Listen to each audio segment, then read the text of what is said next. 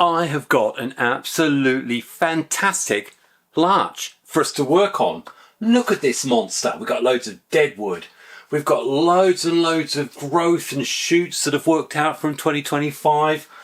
Look at that base. We've got to decide a front. We've got to decide what to do with that deadwood. But most of all, we've really got to decide how we're going to solve the problem of this big empty space here. Because ideally, I need some more branches. But you know what? It's the 1st of January, 2026.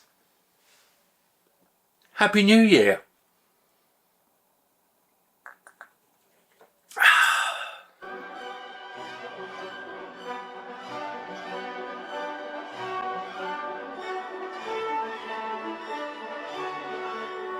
Hiya, it's Saviour. Welcome to a bonsai retreat and welcome to the 1st of January 2026. Would you believe it? I'm just coming to the end of my 4th year on YouTube. With a lot to do this year, we're going to put the Prosecco and the Bucks Fizz away. And then we are going to have a good look at this, I think it's a European larch. Dug it up in Wales in 2015 along with 10 others. Do you know how much this cost me? Whack it down in the comments. Let you know near the end of the video. We're going to do 3 big things with this. First of all, we're going to find a front. We're going to discuss and talk about what makes a great front. Second that way, we are then going to decide what on earth to do with this deadwood. It's a lot of it. It's a big hunk. It's quite distracting, and in fact, it can cause you a lot of problems when you first decide where your front is. We're going to be looking at all this growth. Loads and loads of growth has happened through 2025. I didn't touch it. I wanted it to regain vigour. This tree, believe it or not, as I say, was picked up in 2015 and actually has gone through quite a process of reduction, repotting, and along the way, truthfully, has struggled. But right now, I think it's time to take it on to its first proper styling because we have got a lot of vigour in there. Why now, I hear you asking? Why now, Zab? 1st of January. Thought you'd take a break. Well, actually, there's only one person you can blame. And that's Graham Potter, because he put out on the 31st of December a brilliant video about his European larch. And immediately I went, that's how we're going to start the new year. It's an interesting tree.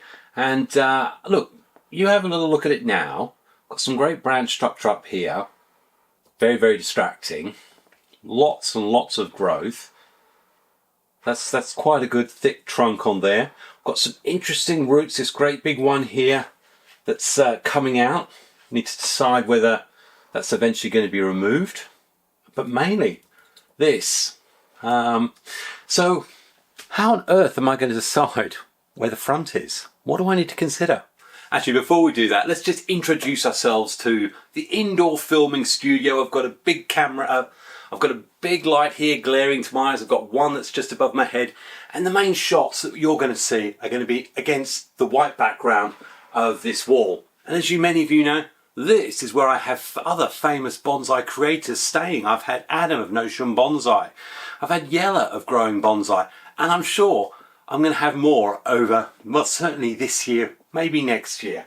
But this is where things are going to happen through January and February. In terms of my filming, I've decided that as we move into this 5th season, I'm going to try and restrict myself to what I think you want to see, but more importantly, to what I actually want to do. So you may see that there may be one week there'll just be a Saturday video. Some weeks where there's lots going on, I may do 2 videos. But I'm going to try and optimise the quality rather than the quantity. And I think with the channel fast approaching 10,000 subscribers, I should give you that quality and try my best to be true to my trees rather than just churn stuff out. I want to make an apology right now. The way YouTube works, if you don't put flashy headline titles like 5 great tips or 5 top ways or maple, glorious this, glorious that, then the algorithm these days dumps your video to the bottom. And even if you've got notifications hit for me, you won't necessarily know I've produced a video. I've shown it, I've charted it over 2025, and it's clear that all YouTube's interested in is ads, ads, ads. And that's another apology I want to make right now before we move into 2026 further. I have such limited control over the amount of ads that go on YouTube that I spoke, well, recently, Martina, thank you very much for the comments you've made about ads, and thank you so much for all the support you give me and my channel. But you're getting a lot of ads, mid-roll breaks, all over the place. I'd like to say I could sort of control and stop it, but I actually did an experiment where I stopped ads entirely for a couple of videos. And even then I heard the ads were still being put on there. It's just yours truly wasn't getting any sort of remuneration for it. So look, I can only apologise. It is out of my hands. And as for notifications, yeah, press it. But you know what? I've got notifications on quite a load of channels. Do I get to see what's coming up next for them? No. YouTube decides exactly what you want to see, and they control your viewing habits. Truthfully, it's disgusting. But anyway, bit of a blurb. Many of you will have switched off, but how am I going to find the front? Well, let's go through it. We've done this many times before, but this larch we're going to follow all the actions I'm going to take in 2026. No time lapse, just as and when I do it. So first of all, 1st of January, let's find the front, shall we? So first of all, we're looking for the base, and let's have a look at this. I know it's got a reasonable set of roots beneath there. It's been in this pot for 2 or 3 years. I have no intentions of moving it right now, but that root there, that great big bar root, is going to stay as far as I'm concerned in the design. That may change at a later stage. We've also got another root here, which again could actually be quite interesting. I bear that in mind because that immediately tells me if I'm looking for a front, I probably don't want to be head on because I want to see the width. So head on, we'd have this branch coming towards us, these coming towards us. So already, at best, that could be the back of the tree. So we know that's not going to be it. We rotate around. And what we're looking for is when we get some width and potentially also get some movement here. And because we've got branches all on this side, it's already going to steer the direction of where our early stage front. And I'll say now, there are definitely a number of you who say, Zav, you don't need to find the front. Just start creating the tree. And I understand where people come from on that one. Me, I do like to know where the front is. That's how I do it. That's my perspective. So we come down, follow, and looking here, I've got all these branches that are at the back. There's an angle where we look somewhere here where this one starts to just open out. So we can start seeing a gap up here. So I like something. I'm looking around there. This, if we do something with the Deadwood side of it, reduce it, hollow it, something like that, that could work effectively. So I see a front somewhere here. This is actually leaning towards us, which I like it. It's inviting, it's bringing our eye in. Got branches off this way to the back. We've got an apical region. Really, it's only this negative space here we need to deal with. So that's pretty well a good front. But if we continue to follow, and also if we look at the root spread, we then get this big wide section here. There's a little bit of movement up the trunk, but more to the point, I get to use that aspect. And I think if I actually lift this further out, I may actually get more spreading roots. So if we take it further round, you know, what I would like to be there, that angle's no good, that's coming straight at us. I think I want to incorporate that. So we move it further around, and then the next ideal point is around about here. Curves coming here. We've got a lot of branches coming towards us, but this could also work as a potential front. That allows us to see this root here, and that's a much smaller cross section. Allows, we've got a back branch here potentially off to the side, and these here. So definitely looks like we could do a front there. Now ultimately, deciding things like fronts, deciding branch placements is very, very subjective. Yes, you can follow rules, recommendations, all sorts of stuff, and there'll be experts out there who'll say, Zav, it's absolutely straightforward, it's easy. You need to follow the whatever principle or the whatever rule. Well, do you know what? In the Bonsai Retreat, I follow my rules and what I'm happy about. And I say to 95% of you who watch my channel, you're like me. Find a tree, find the position you like, and remember, you are the one who's going to be walking out your back garden door and looking at it every day. And you're the one who's going to have to say, do you know what? I like that. So anyway, getting to the short point, I'm going for the front here. Now what I need to work out is, well, I've got a bit of a blank space here, and thankfully I've got a few of these lovely long whips. So I know in part 2 video, which will be sometime near end of February, we'll be doing a bit of thread grafting I think, but first of all we've got the front established, tick. Next thing, Deadwood. Okay, well, I've come outside because we're going to do a whole load of grinding, and the last thing I want is sawdust all over my spare bed. And we need a few items. First of all, things we're going to need are some woodworking tools. And I've got a variety of gougers and sharp things with which I can take off some of the wood. And I'm sure, as you know from last year when I was doing some carving, we've also got the Dremel, the big die grinder, which allows me to get the big heavy-duty nibbler knobbler or whatever. And also we've got the smaller little Dremel, which I can use for easy-to-go detailed work with a slightly smaller nibbler head. Both of the nibbler heads I actually get from I believe it's Kaizen Bonsai. They have the mini nibbler, the big nibbler, the whatever nibbler.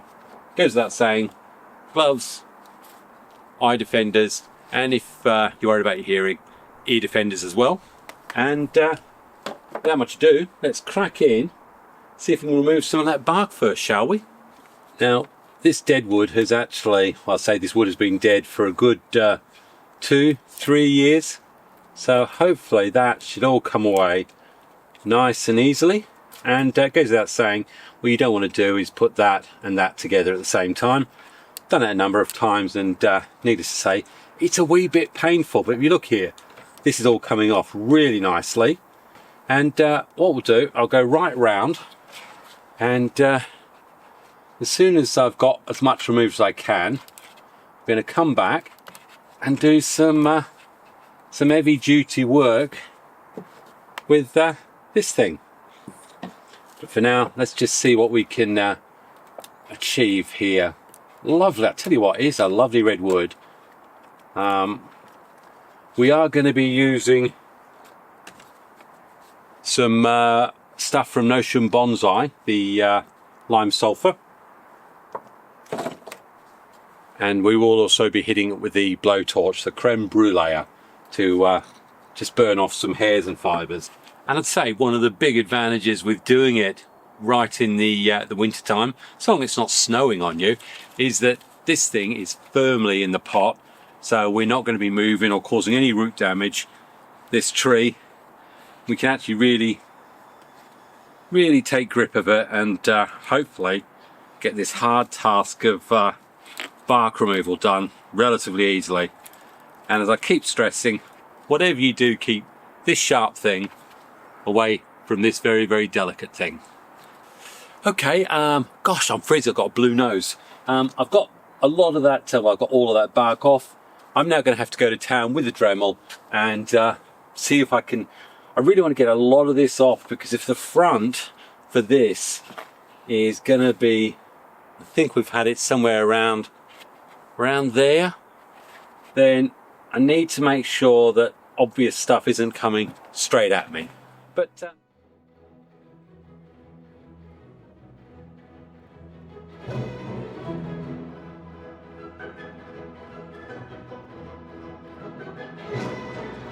and it goes without saying that it gets dust and saw chips everywhere, including my lovely blue board. So I'm going to come back actually when we've just got a bit of tearing and ripping to do.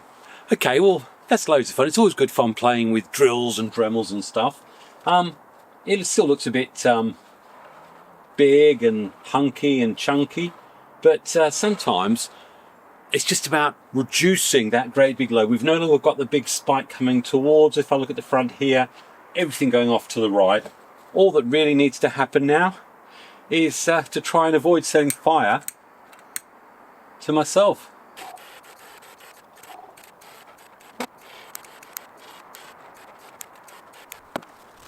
And then just before I get the lime sulfur on it, we're just going to use a nylon brush just to double check that we've got all of the unwanted bits of dust or anything out of this. And as I say, this isn't the final, by a long way, Deadwood design. I just want to reduce it and start the process. A lot of this could be a whole, I think it's going to be really interesting. But initially, let's just get it started off, and in this case, reduced.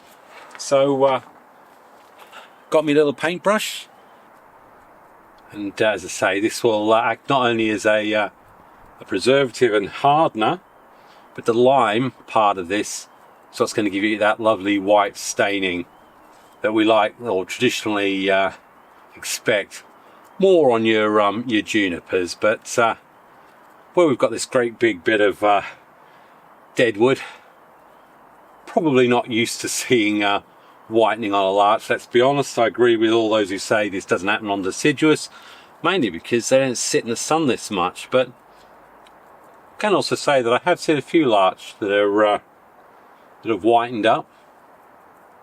Don't think in Grantham, but anyway, interesting colour, isn't it? So I'm going to keep on going round and just put a couple of coats on this. The next thing I've got to do is basically get some wire on all of these long pieces and start putting some initial first styling placing. With my hands going blue and my snot freezing at the end of my nose, I'm going to be doing that inside. The only thing I do here, because we've got such a great background, is show you one of the things. If I'm looking at the front somewhere around here, I have got the option of using a saw and actually cutting probably through 2/3 of the trunk, and then with a tie actually pull this top section further down and towards, and it's a way of actually increasing a bend or inducing movement in a straight trunk without actually using loads and loads of wire. Great technique, and it's something that I may still do with this, or indeed a Scots pine, but I'll be doing it next year. We've got a week of solid zeros, -1, -2 coming up. That's not the sort of work I'm going to do right now, but I can certainly, with these larch whips, get them wired up and remove just a few that we don't need. Key thing I have to remember, as I said earlier, is some of these longer ones I will need to keep because they are going to be producing branches that'll cover this negative area here.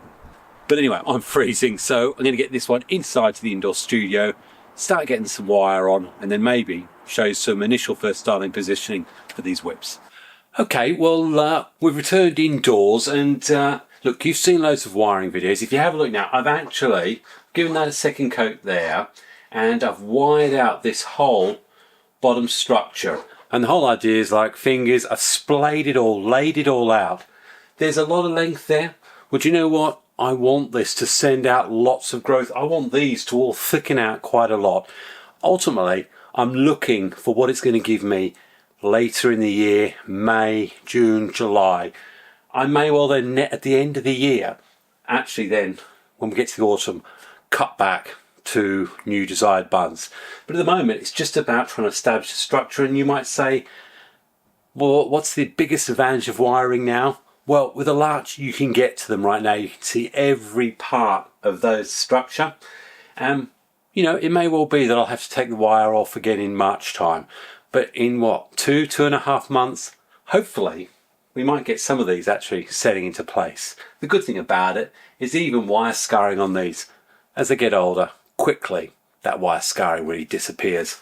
So anyway, I've definitely done that, and you can also see I've actually just wired in place where the thread graft is going to be, that I'm going to be doing in a few months' time, and that will give me the branch that I want up that direction. But there's an issue that comes up, and hopefully you'll see it, and it actually relates to the crowding of branches and the crossover that happens, and in particular with this branch right here, and how it affects the design. If we look at the front being here, then the branch that actually starts here crosses all the way over here, and it's quite chaotic. And certainly if the front's here, I need to look at whether or not I actually remove it from just there. and then lay this one out here as a means to have the direction going that way, not back across the back of the tree so that it comes out here. And also it creates a lot of clutter between this branch and this branch. So by removing that, I can actually resolve that and give ourselves a little bit of separation. You know, those sort of things can only really be found if you actually continually stare at your tree and have a look and see where your future clutter is going to be. To do that, you do really need to have some sort of idea of where your front is for now. So that's definitely right here going to be a branch that I need to remove. Give myself a centimetre or so above where I want to cut. And there we go. Needless to say, that area there, going to put a little bit of cut paste on.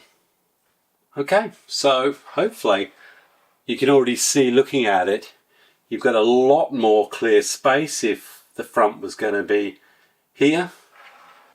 And again, I think if you're looking for the front somewhere around here, that now means we haven't got that branch crossing behind. With a bit of wire, we can actually put a little better branch placement and avoid some of that undesirableness. That word, undesirableness, my wife used to say that about me. And then following this branch along, what we are going to be doing is cutting off all the stubs from last year's pruning, stuff we don't want, cleaning it up. Following the lines here, I've got a little stub here we want to get rid of, and here, and just that general sort of maintenance before we apply wire. There's a stub down there,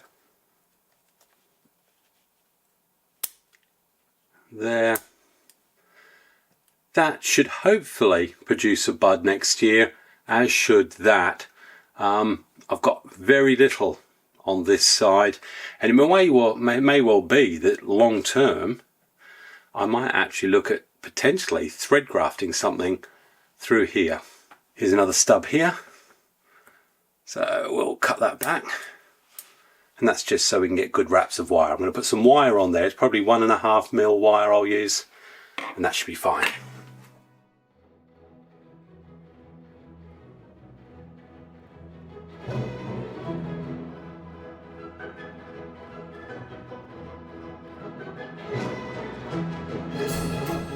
And you see, we're here, we've wired these two, and this is the sort of thing you want to be looking out for. We've actually got here a third stub on the end, so we've got 3 from the same point.